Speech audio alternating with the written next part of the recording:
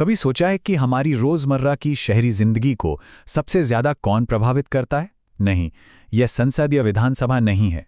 ये वो सरकार है जो हमारे सबसे करीब है, हमारे अपने मोहल्ले में। तो चलिए आज इसी दुनिया में उतरते हैं और समझते हैं शहरी भारत की स्थानीय सरकार को। अरे हाँ, ये देखिए, ये तस्वीर तो जानी पहचानी लगती है ना? बारिश के बाद सड़क पर बना एक बड़ा सा गड्ढा। इससे गाड़ी को नुकसान, ट्रैफिक जैम और तो और ये खतरनाक भी हो सकता है। अब ये देखने में तो एक छोटी सी समस्या लगती है, लेकिन ये एक बहुत बड़ा सवाल खड़ा करती है। बिल्कुल। आखिर जिम्मेदार है कौन? क्या ये हमारे एमएलए का काम है, या एमपी का, या फिर किसी और का?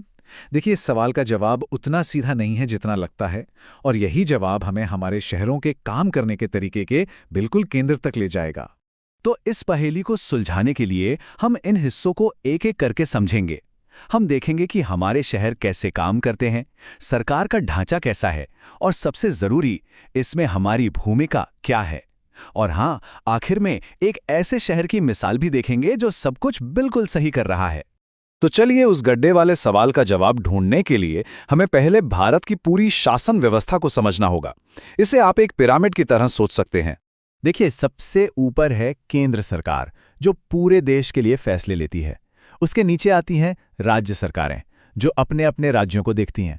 और इस पिरामिड का आधार, जो सीधे हम नागरिकों से जुड़ा है, वो है स्थानीय स्वशासन। जी हाँ, यही वो स्तर है जो हमारे मोहल्ले की सड़कों, पार्कों और साफ सफाई के लिए सीधे तौर पर जिम्मेदार है। शहरी इलाकों में इसी स्थानीय सरकार को शहरी स्थानीय निकाय या अर्बन लोकल बॉडी कहते हैं। अब यहाँ एक शब्द है जो बहुत जरूरी है, स्वायत्त या ऑटोनॉमस। इसका मतलब यह है कि इन्हें अपने इलाके के फैसले लेने और समस्याओं को सुलझाने की पूरी आज़ादी है। मतलब ये सिर्फ ऊपर से आए आदेशों का पालन नहीं करते, बल्कि खुद शासन चलाते हैं। लेकिन हर शहर एक जैसा तो नहीं होता है ना? एक छोटे से कस्बे और मुंबई जैसे महानगर की ज़रूरतें बहुत ही अलग होती हैं। बस इसी वजह से स्थानीय सरकार को भी शहर की आबादी के हिसाब से अलग अलग स्तरों में बांटा गया है। तो चलिए देखते हैं ये बंटवारा होता कैसे है। भारत में शहरी स्थानीय निकायों को आबादी के आधार पर 3 हिस्सों में बांटा गया है।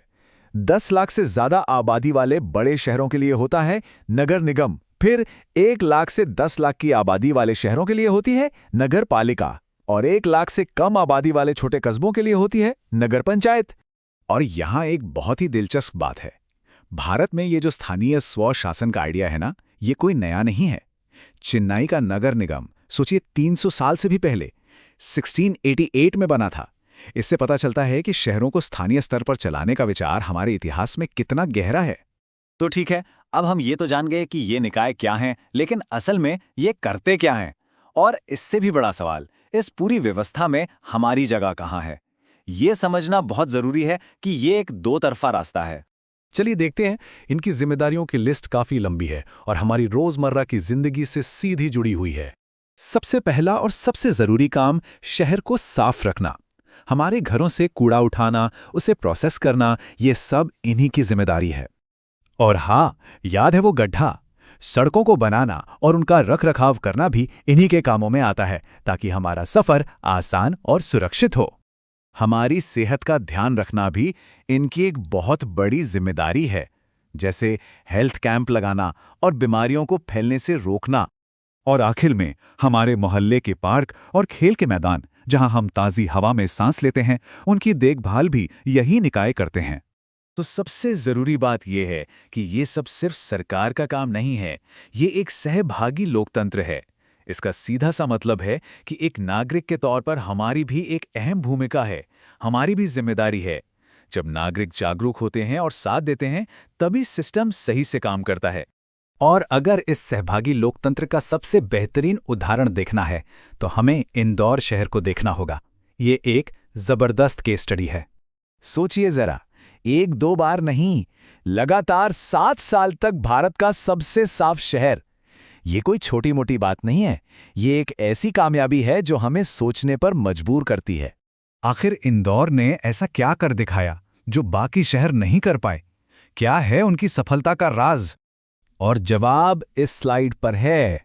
देखिए, ये कोई एक चीज नहीं है, बल्कि कई चीजों का एक साथ काम करना है। इंदौर की सफलता का असली राज है वहां के नगर निगम और वहां के नागरिकों के बीच की मजबूत पार्टनरशिप। लोगों ने जिम्मेदारी ली, घर पर ही गीला और सूखा कचरा अलग करना शुरू किया और नगर निगम ने भी अपनी सेवाओं को एकदम दुरुस्त रखा। ये दिखाता है कि जब सरकार और जनता मिलकर काम करते हैं तो क्या कुछ नहीं हो सकता। ये शब्द संविधान सभा के एक सदस्य के हैं और ये स्थानीय स्वशासन की असली भावना को दर्शाते हैं। मकसद यही था कि लोग सीधे तौर पर शासन में शामिल हों, अपने अधिकारों और जिम्मेदारियों को समझें और अपने समुदाय के असली मालिक बने। तो चलिए अब हम वापस उसी शुरुआती सवाल पर आते हैं, सड़क के गड्ढे पर। अब हम ये तो जानते हैं कि उसे ठीक करने के लिए जिम्मेदार कौन है, लेकिन शायद अब बेहतर सवाल ये है कि इंदौर की तरह हमारे शहर को बेहतर बनाने में एक नागरिक कैसे योगदान दे सकता है। ये एक ऐसा सवाल है जिसका जवाब हम सभी को मिलकर खोजना होगा।